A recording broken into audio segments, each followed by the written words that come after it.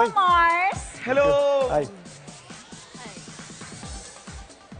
Thank you for coming again, Simpleni, and almost President Mars. Welcome po sa Starbucks. Kissy, wag na nating patagalin ito. Nakakaloka. Bakit naman yung sinisisi mo? Sino ba nagpapatagal? Hindi ba ikaw? Ang dami-dami ko kasakal. Oh my God. Expression lang yon, Kissy. Anyway, yung expression kasi dapat nagulat or natakot or natuwa. Kagaya na lang ng acting ko sa movie ko ng segunda muna, parang ganito. Ha! Bag lang yun. Bag lang yung nakita ko doon. Thank you, thank you. In fairness, Kissy. Thank you. Nagawa mo lahat na expression in one acting. Anyway, umpisahan na natin ang tanong kay Secretary Mar. Hi. How are you after the election? well, nung una, medyo nagmukmok. Pero pagkatapos naman nun, nag-recover. Tapos, eto na. Oh, so, Mars, kaanong katagal ka nagmukmok? Kissy, ano ba namang tanong niya? Mars, gaano ka katagal nag-recover? Parang ganun na Teka, rin yun. gano'n nga ba katagal ako nag-recover? Alam ko na. Kasing tagal ng pagmumukmuk ko. Oh, see? Ganun din yun eh. So galing talaga. Ay, naku. Kasing tagal lang pala, Simpleni. Ano naman ang pakiramdam mo? Ngayon talaga, ikaw na talaga yung winner! Yay! Ikaw na yung VP!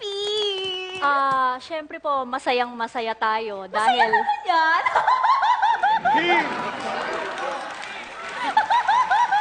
dahil marami-rami pong tumbling at kembot ang pinagdaanan natin bago po natin makamit ang tagumpay na ito.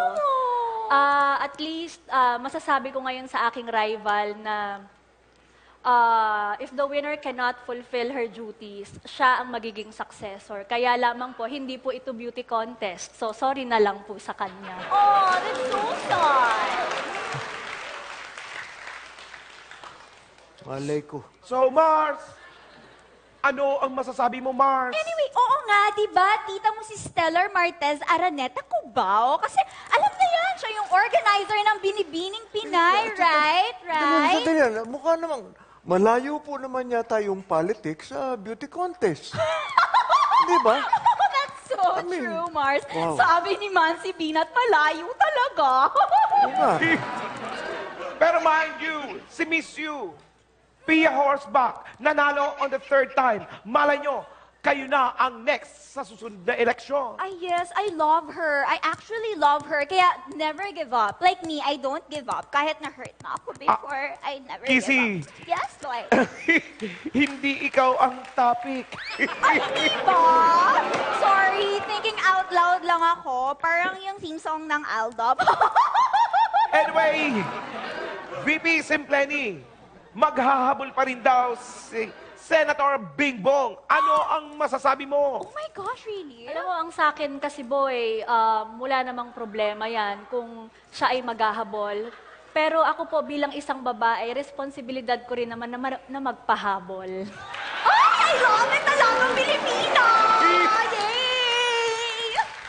Kung gugustuhin po niya, next week, magkita po kami dito sa inyong show. Kasi mabuti na yung nag-uusap, hindi kesa dun sa nagbabangayan kami.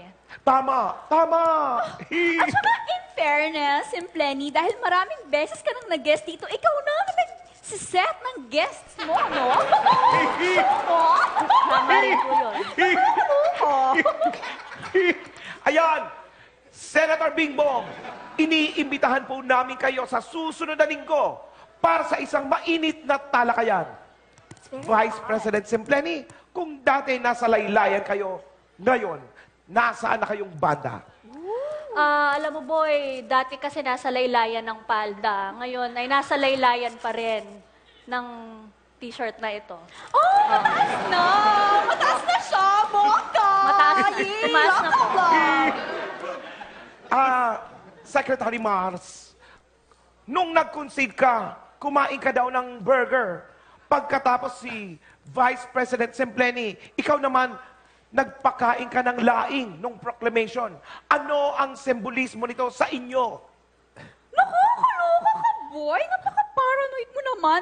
Burger at laing, binigyan mo ng symbol. Ew! Kissy, hayaan mo silang sumagot. Okay lang naman, okay lang naman. really? Okay. Tama naman si Boy. Kumain naman ako talaga ng burger matapos ako mag-concede. Kasi at least, pwede ko sabihin na kahit talo ako, meron naman akong second fries. Di ba? Oh, that's nice. That's nice po, Mars. Ako naman, ang sa amin po bilang mga taga Bicol, talaga pong gusto namin ng laing. Pero ito pong aming pagkain ng laing na ito ay isang simbolismo para sa mga naninira at nagsasabing kami raw po ay nandaya. Patunay po ito na we're not lying. Oh, sorry kasi si Bim nag-text. Asan ba si... Warla, later get my phone, ha? I think Bim wants to talk to you. Anyway, Tawagin sorry mo nga si about Warla. that. Pero Warla, where are you ba? Get my phone na and my hand sanitizer. Thank you. It smells so good, no? Anyway, ang ganda. Ang ganda nung answer mo. Narinig ko yon, I swear. Actually, naiyak nga ako pero I kept it inside. Excuse me, may sasabihin sana ako, Chrissy. Okay. Tungkol sa sinabi ni BP na pandaraya. Kasi noon, natatandaan ko, sinabihan din ako na kaya daw ako nanalo, dahil nandaya. Ngayon, bakit hindi nila sinasabi na nandaya ako para matalo? Di ba? Well, maganda. You have a point there, Mars. You have a very good Thank point you. there. Kissy, masyado ka namang patronizing. Anyway, Secretary, ano po ba ang sasabihin nyo kay dating Senator Glaze Fo nung pinatawag nyo Glaze. bago mag-eleksyon? Well, hindi ko nasabi ito sa mga press con ko, pero sabihin ko lang naman sa kanya, kung dumating siya nung nagpatawag ako, good luck. Weh! Yun naman talaga eh. Mars! Wala. Hindi na. Sorry, ha. Thinking out loud ako ulit. Anyway, go on na, boy. Go on.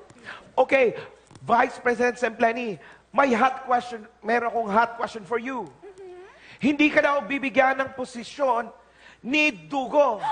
Oo nga, narinig ko yun. Sad naman ako for you. Alam mo kasi, sa akin kasi, ang gusto ko sanang mangyari. Wait.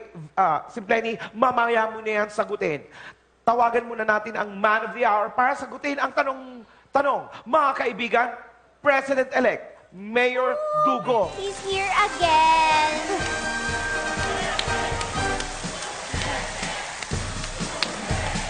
Welcome, Niya lang from President! Davao. Kasi nagkaroon siya ng Thanksgiving last night. Kaibigan, magbabalik po kami. Okay. Sandali. Yeah? Pambihira talaga tong programa na to. Alam nyo, kung hindi ako matagal tawagin, papasok ako ngayon, magko-commercial naman kayo. Well, we Gusto know you nyo bang ipatigil ko yung estasyon nyo? Hoy, wag naman! We support you naman! At saka, bumabalik ka naman ang bumabalik and you look more handsome Bakit today. hindi ako babalik? Kinukumbida nyo ako. Kasi nga we love Huwag nyo you! akong tawagan Can we para please hindi ako bumalik. Mayor, please, this is our show. Please, let us. Pasensya ka na, ganun lang talaga. You can make bawi na lang later. Okay, bawian mo si Boy. Joke lang. Anyway, dyan lang ho kayo. Magbabalik pa po ang Starbucks!